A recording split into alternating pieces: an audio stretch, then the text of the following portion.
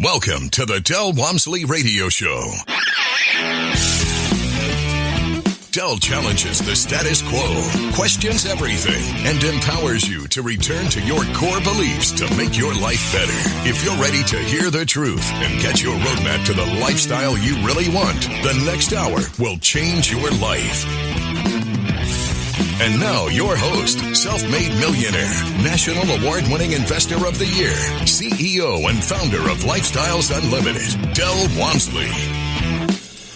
Welcome to the Del Walmsley Radio Show, where the hype ends and the help begins. I'm your host, Del Walmsley, and as always, we're working on your financial freedom. My friends, one of the most frequently asked questions over the last 30 years of me teaching real estate investing, finances, and so forth, has been how quickly can I, blank, blank, blank, fill in the blanks, whatever you want to know.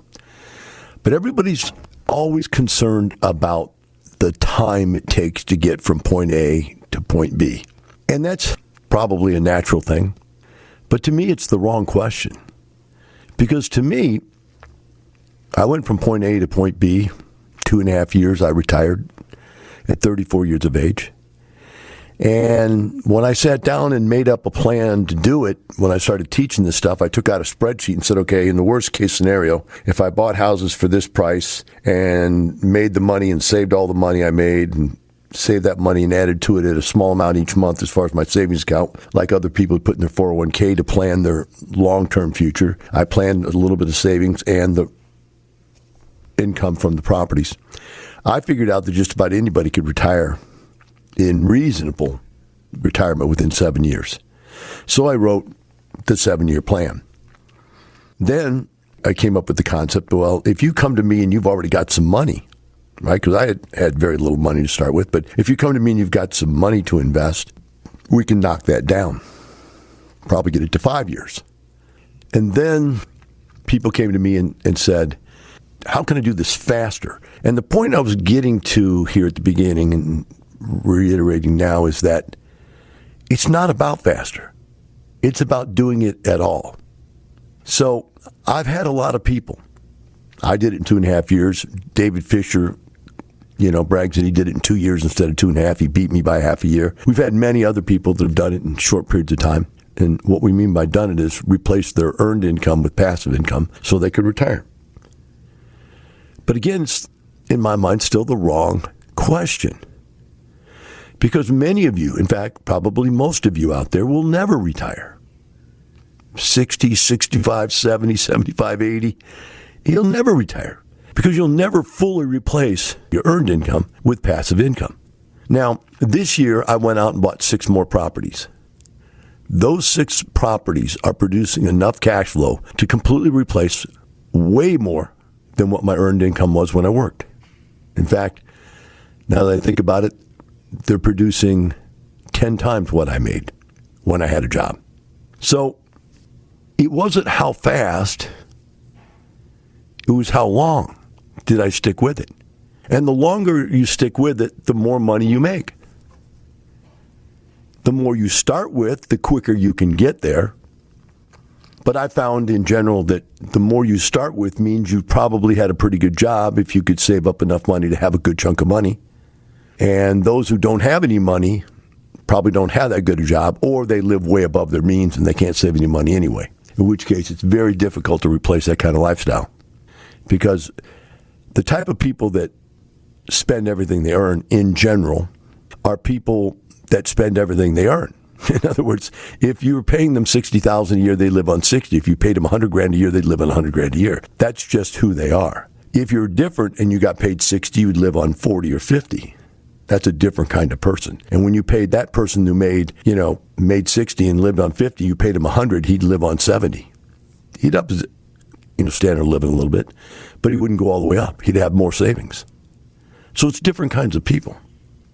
So today what I wanted to do was I wanted to just use a bunch of different emails and one example that I just ran into myself to cover what kind of incomes can be earned. And in doing so, I also want to show you that some of the emails I get are asking questions that are, I'm sure, very important to the people ask them. I don't think they're disingenuous in any way. I just think they don't have any realization of what they're asking and how unrealistic their questions are. Now, at the same time, I think many of you here are listening to this program month after month, year after year. For 30 years, we've been doing this. And it just hits you one day. I hear it all the time. Yeah, I've listened to you for 5 years, 6 years, and I just decided. Because something all of a sudden strikes you. And then you start. And then it happens. And then you're retired. As opposed to the people that are sitting here going, man, and this is really the kind of questions we get all the time. I've messed up everything in my life financially for the last 40 or 50 years. Now I want to do what you say. How quickly can I be retired? Can I do it in a year? Can I do it in 2 years? Which are just probably ridiculous assumptions. But I'm going to go through these emails because there's lots of different stories here that we can work at the angles on. And the first one to start with is a positive one. And I read it. Hello, Del. I had to share this with you. Because of you and David Fisher presenting us the map, we hit the milestone today, surpassing $2 million invested passively. We started our real estate investments back in 2010 with a single-family house. Didn't say how many. Then in 2015, we jumped into an 18-unit IRO, which is independent real estate owner. It's an 18-unit apartment complex by themselves, not as partners, which opened our eyes to passive investing. We did our first passive in 2016, which means they bought into somebody else's deal. And today we're hitting $2 million of passively invested capital. Thank you very much. We'll never be able to thank you enough. So there you go. This is a 10-year story. Did some single family, did a small apartment, and then decided, these apartment deals are so good, maybe we'll just be a partner in one. So how good is being a partner in one? Well, I just received a check 2 days ago on a deal that I invested in back in 2018. And it's an apartment complex. I only put $100,000 in the deal. And for a while, what I was doing was just putting a little bit of money in everybody else's deals just to see how they worked, because I wanted to know if they actually did work the way we're telling people they did. We heard the stories from the other people, but I wanted to be in them and actually see it happen. So I was putting small amounts of money into each deal, multiple deals, just to see how they work. This particular deal, I put in $100,000 in 2018. Now, this deal was unique in that it had a HUD loan on it, and the HUD loan only allows you to pay distributions twice a year. So we couldn't have quarterly distributions. We just did semi-annual distributions. The first year, in 2019, the first distribution was $3,050. The second distribution was $3,000, so it was a total of $6,050. And that was a 6.05% rate of return for 2019. So I got a 6% return in 2019.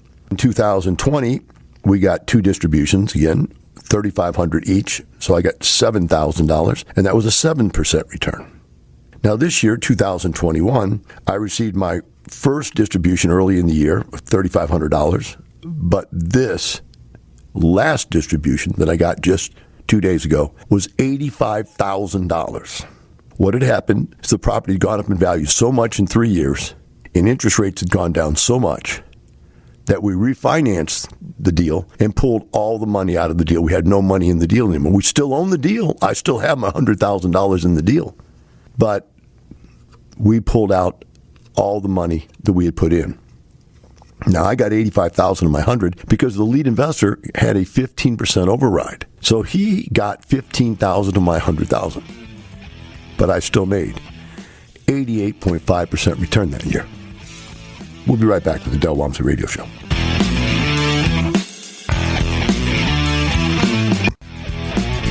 Welcome back. Now here's some more unconventional wisdom to set you free from the man on a mission to retire America, one person at a time, Del Walmsley. Welcome back to the Del Walmsley Radio Show. Today we're discussing how long does it take to get to the point where you can replace your earned income with passive income?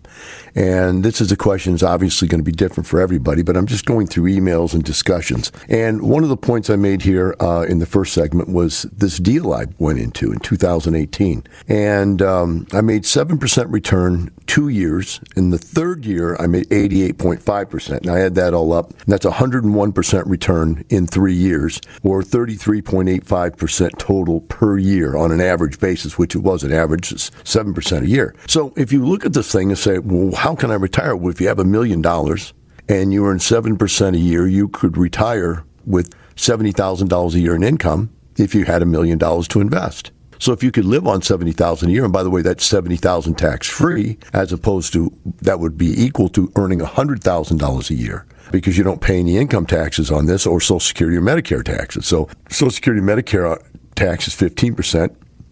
Income tax is anywhere from 15 to 42%. So without the taxes, that makes that worth a lot more. Then you say, well, what about in this third year? Well, in the third year, you basically are getting your money back. The 85% return was basically my money minus 15% going to the lead investor. So, and we didn't pay tax on that because it wasn't sold. We didn't pay taxes because it was refinanced. And that was just money taken out of the deal on a loan. So at that point, let's say you take that $85,000 plus all the rest you put in, you now have 101% return, and you take all that and go buy another deal. Well, now you're making 7% on $2 million. And that's the email I just read to you a minute ago. They got $2 million in there. And $2 million at 7% is $140,000 a year tax-free. That's why they're so happy. And it's parallel to this deal almost perfectly. You know, they said they'd started getting into passive deals in 2016, and now 2021 they hit $2 million. And my point to you is, what would happen with that money if you didn't do that? So, well, how do I do it quicker? Well, who cares about quick? 3 years isn't enough to retire. And really, if you could live on $70,000, it would be 1 year. Now, go back down and let's say you only have $100,000. Okay, well, you have $100,000 invested at 7% return. Now, in 3 years, I've got my 100% back again, so I can do another deal with that $100,000 again. Now I've got $200,000. So now instead of $7,000 a year, I make $14,000 a year. Nowhere near close enough to retire, but I only invested $100,000. Now I have $200,000 working for me. And these are the kinds of mathematical things you just have to look at where you're at and see. Now, if you could add more money to that, if you got more money sitting in your home and you refinance your home and pull that money out, or you pull it out of your 401k or your IRA or many other places people go to get money, and then boom, it's amazing how quickly this stuff grows. Next email, it says, Del, thanks for your help in the past. I know that you don't like the 403B or the 457 self-directed investing, and you generally frown upon it. I want to know if you would consider an exception. I have $1.1 million in combined accounts.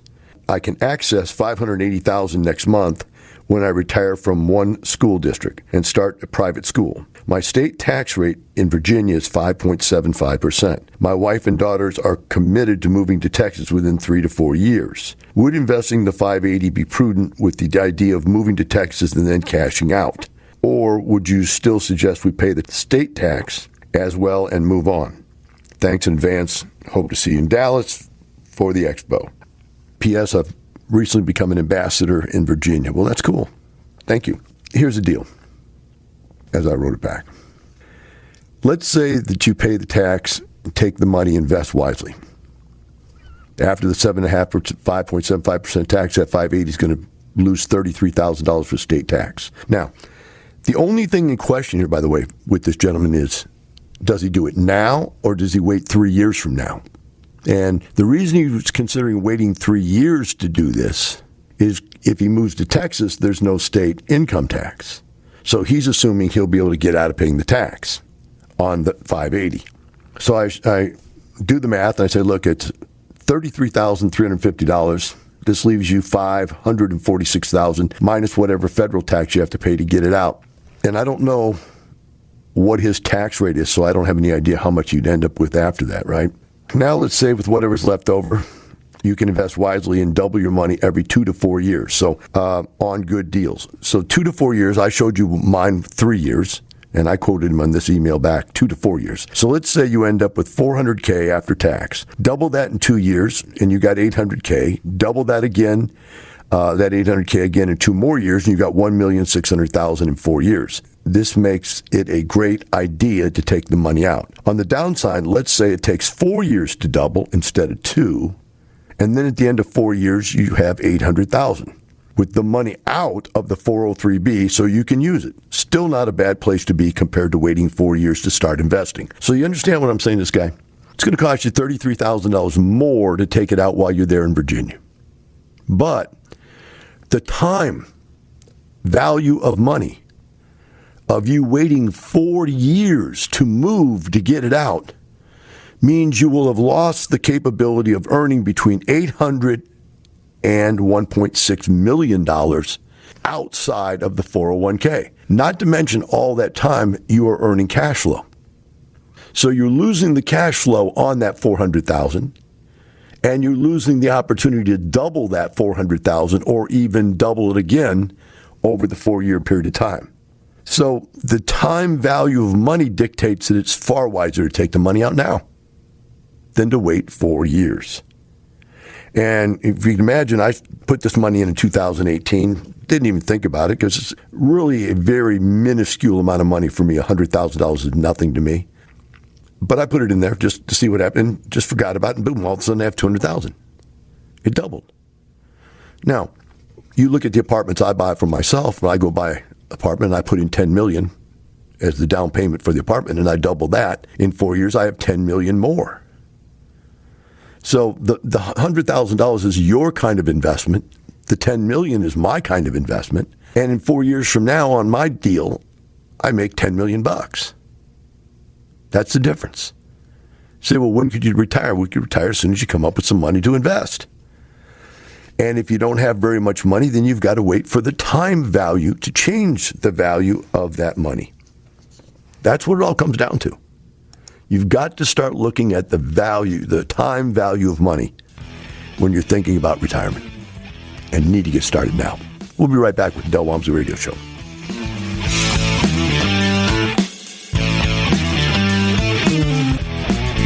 Welcome back. Now here's some more unconventional wisdom to set you free from the man on a mission to retire America, one person at a time, Del Walmsley. Welcome back to the Del Walmsley Radio Show. Today we're going through some emails and discussing different situations and how you should approach them. The next one is rather interesting. It doesn't really fit in with the 2 examples we worked with so far today about timing. This one has to do with how you should look at partnerships and consider the downside. Forever and ever and ever, I've had this belief that partnerships don't work very well. And the reason is you have more than one person making decisions. Either decisions don't get made or you end up fighting over them, and no 2 people can stay exactly in line with what they want to do with each other forever. It just doesn't work. I can go into many, many other reasons why you shouldn't do partnerships. Now, that's different than a syndication where one person's totally in control and everybody else is just throwing their money in for the ride. That's a different animal. Partnerships where multiple people have a stake in the game and have a say in the game, right? So a guy wrote me this email, and I'm going to share it with you. It's rather long, but I think you've got to hear the whole discussion for you to get the education you can obtain from it. It says, my mother passed away recently and willed the property to my brother and I. I was proposing buying out his half or selling outright. So essentially getting the property 50 cents on the dollar if he buys. In other words, if he buys his brother out, the way he's seeing it is buying this property, let's say the property's worth $100,000 and he and his brother both own it. If he buys his brother's half out for $50,000, he's buying the property for 50 cents on the dollar. Here in the next 6 months, he wants to do that. No long-term partnership. He says no long-term partnership. Well, it's a partnership the second they own this thing together, right? And so he's saying, I want to buy him out, so it's not a long-term partnership. He said I then would go finance 90% of the $200,000. I guess that's what it's verbally agreed price. Home needs some repairs. So at $200,000, he'd get 90% of that. I'm still crunching the numbers, but I think the PITI would be around $1,600 a month, and I could potentially get as high as $2,000 a month for the rent. So you'd end up with $400 a month in rental income.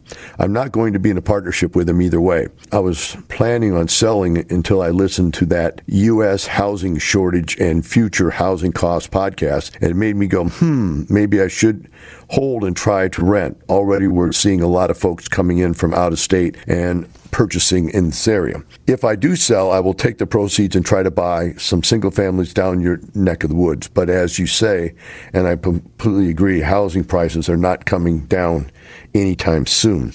All right, so that was the second half of the conversation. The first half of the conversation was he was telling me he wanted to do a partnership with his brother in this deal. And said we spoke to a realtor and they think she listed for $550,000. My brother and I struck a deal that we could buy each other out for $200,000 if either decided they wanted to keep it. I'm worried I'm not going to be able to get a renter in the right price due to the lack of population in the area. So it's a rural area. And I told him, hey, get rid of the property. Many problems here. One, it's a rural $500,000 property in a rural area that you're going to try to rent for $2,000 a month. That just doesn't make any sense. Why would you rent a $500,000 property for $2,000 a month? Sell the $500,000 property and buy 5 $100,000 properties, or a 5-unit apartment complex, or a 4-unit fourplex, or something like that. That doesn't make sense. Number 2, and this one he hadn't even considered. I said, look, what happens if you buy your brother out for $200,000 and then you turn around and refinance it, fix it up, refinance it, and all of a sudden it's worth $500,000, and then eventually, because you put tenants in it or whatever, maybe the economy becomes real volatile and there's lots of inflation, and the house is worth $700,000. What happens when you go to sell that house and your brother realizes he got $200,000 out of a $700,000 deal? Now he hates you, and there's no way to getting around it. I know a family. This is somebody I know, so I can't say who it is. I gotta be very careful about how I say this. I know a family where 2 brothers decided to buy a trailer park. 2 brothers decided to buy a trailer park. One brother chickens out and says, no, I don't want to do it. And so the other brother takes and pulls in another partner and they buy the trailer park. 20 years later, the 2 brothers are still not speaking to each other. They hate each other because one brother made it big with the trailer park, and the other brother who chickened out came back later and said, hey, can I get in on this? And he goes, no, I've already got another partner. And so his brother saw him make all this money and he didn't get any because he chickened out. And the brother went on to be successful. Guys, don't do business with family members. It just doesn't work. It's a war. Don't ever get in a situation where making money or not making money will break you up with your family. Now, there's situations where you can have somebody work for you, like parents have their kids work for them, and they go, it doesn't hurt if something goes wrong. I'm just really giving my kid money is what I'm basically doing. Or I'm starting my kids a business or whatever. In that kind of a situation, it's a little different. But when like you got 2 brothers or 2 brother and sister or, cousins going into business together where both people are supposed to do something and both people are supposed to benefit, it never comes out fair. One person does all the work, the other person doesn't. One person makes more money than the other one, and the other one's upset. It's just not a good idea to do. All right, let's move on here. It says, I listen to your show every time you're on the air. You are a source of common sense, encouragement to me. I would greatly value any input you could be so kind to provide. I'm 57 years old. I emerged from a bad marriage in 2014 with only enough cash for attorney retainer. I have since, through meek living and lots of hours worked, saved up enough upwards of $100,000 so far. But the clock is winding down. I'm living in insane real estate market, Western Washington. No passive income yet. If you were in my shoes, what would you do? So in this particular case, the initial feeling is, okay, you're devastated at 57 years of age. You've lost everything. Divorce splits up what you had was very little, now it's half of very little, right? Your 401k becomes a 201k or none. Maybe the spouse gets all of it. And so you work and you suffer and you save and you hurt, and now you got $100,000. The initial feeling, the gut-wrenching feeling that I would have, and I think most people would have, is I need to hold on to that $100,000. I need to protect it. I got nothing. Now at least I've got a nest egg. I've got something to live on if I lose my job or whatever. And that would be my gut feeling. However, from the outside looking in, I would suggest that you keep that gut feeling of protecting that money with your life, but go buy one rent house.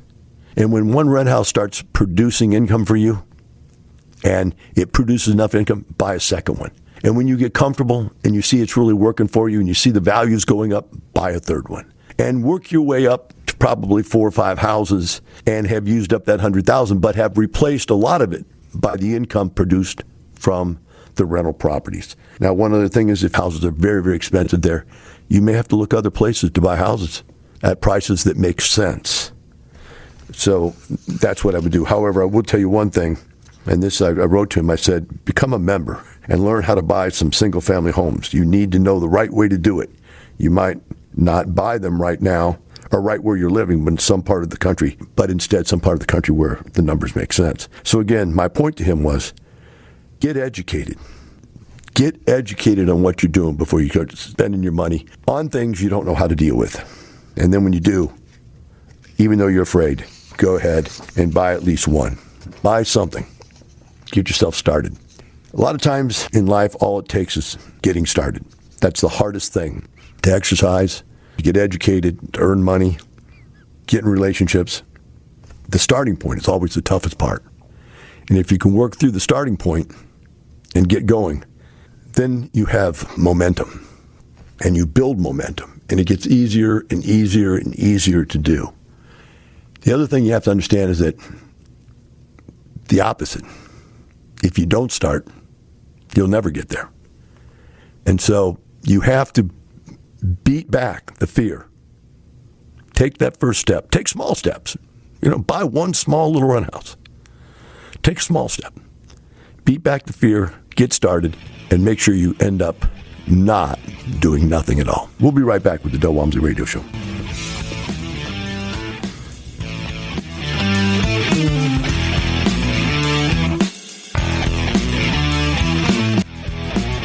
Welcome back. Now here's some more unconventional wisdom to set you free from the man on a mission to retire America, one person at a time, Del Walmsley.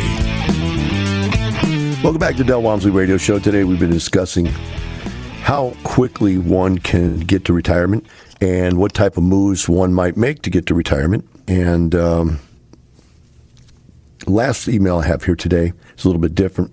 And it's kind of mind-boggling. Guy sent this to me, and we had a big laugh about it. But basically, here's the story. It says, how a landlord making $75,000 a year could end up in a millionaire's tax bracket. So the guy who wrote the article is a complete idiot. He has absolutely no idea what he's talking about. And the guy who the article is written about is an idiot, has no idea what he's talking about or doing. The article reads, Versailles, Kentucky, 5 brick apartment buildings in this horse country town make up Paul Settler's retirement nest egg. He purchased the complexes 27 years ago and has spent almost every day since tidying the grounds. He spent almost every day since tidying the grounds, repairing garbage disposals, and collecting rent checks. All right. Rule number 1. Work on your business, not in your business. You own 5 apartment complexes. You do not pick up the garbage. You do not fix the toilets, the garbage disposals. You may collect rent checks, but you don't even need to do that because they're supposed to get them to you. Just absolutely dumb as a rock that this guy's doing all this. He goes on and says, Mr. Settler is 64 years old and pays himself $75,000 a year. All right, you can't pay yourself something by owning real estate. That is dumb, dumb, dumb. Why would you pay yourself? If you pay yourself, it becomes salary. Then you owe income tax and Social Security and Medicare. So either the guy writing the article is a complete idiot, which is probably true, and or the guy who's doing it is a complete idiot, which may be true, but you don't pay yourself $75,000. You earn money. And the money you earn is probably tax-free because of depreciation. All right? But I'd be willing to bet that this guy from the story, he's also probably owns these things free and clear because it's just he's doing everything else wrong like everybody would do. So 27 years he would have paid the mortgages off for sure if there were mortgages in the first place. So he probably owes them free or clear. Goes on and says the idea was to one day sell and retire off the proceeds. So there's the next dumb as a rock idea. Why would you take something that has $75,000 a year or more income? If he's paying himself $75,000, again, that's a dumb concept. You don't pay yourself $75,000, you earn a certain amount. And if you're earning $75,000 or more, why would you give that up? You say, well, he wants to retire. Well, retire from what? He doesn't have to do anything. I don't do anything with my apartments. Why does he do this stuff with his apartments? Nobody I know does that stuff with their apartments if they have taken my class, and or unless they're just trying to learn how to run one. They just want to do it just to do it. But especially with 5 apartment complexes, 5 brick apartment buildings. Maybe it's 5 houses. I don't know. Maybe they're calling a house an apartment. Again, the guy writing the story doesn't know what he's talking about. There's another shot at ignorance. And you wonder, how do these people get to write these articles? How? I don't get it. They don't even know what they're talking about. How did they write these articles? So let's take a look at this. First of all, the guy's owned it for 27 years. That means he can't depreciate them anymore. There's no more depreciation left. So what should he do? He should sell them. Say, well, sell and he's going to pay tax. Well, that was the whole complaining argument, is that Biden was about to double or triple the amount of capital gains. And the point is, leave it to Democrats and they're going to take your money every time they can. So what's the complaint? Write an article about it? Cry about it? No. Go vote him out. Get rid of him if you don't want to give up half your money. It's that simple. Just vote these idiots out and then you don't have to give up half your money, your capital gains. But there's another way to do it. You can do it 1031. You can sell the properties and take all the proceeds and buy one nice property that runs itself.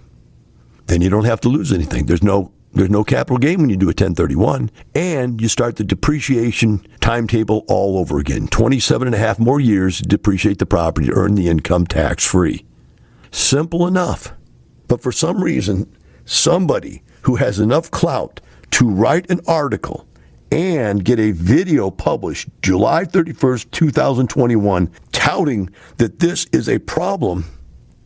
How do they even do this? How in our society do ignorant people get to educate people? I don't get it. They don't know anything about what they're doing. This guy has no problems at all. If he'd hire a consultant, let me tell him what to do. We could get his money moved from those 5 properties to a nice property that he doesn't have to work in or on at all and have tax-free income for the rest of his life. Why would he want to get rid of that? To sell and have some cash to put in the bank to earn nothing with would be the worst decision he could possibly make. So forget about the Biden problem. Biden's a problem if you're an idiot. If Biden's your president, you got a problem. If you follow and do what Biden wants you to do, which is pay taxes, you've got an even bigger problem. You can avoid those situations by using the current laws that are in place to protect from taxation. All you have to do is learn how to do it. So, my friends, you see, as we look at all this stuff here, it comes down to the fact that retirement is a process. It's going to take a little longer for some, but it's definitely better to have started and to have gotten there than to have not started at all. And when you get there, and as you get there, you realize that it's not the destination, it's the journey, and the journey will continue for the rest of your life. I'll probably make more money every year for the rest of my life. Every year for the rest of my life. But that doesn't really matter. Why? Because if you know me, then you know it's not the money. It's the lifestyle. And that, my friends, is the way you should see life itself. It's not how much money, but how well you live. Have a great day. We'll see you tomorrow.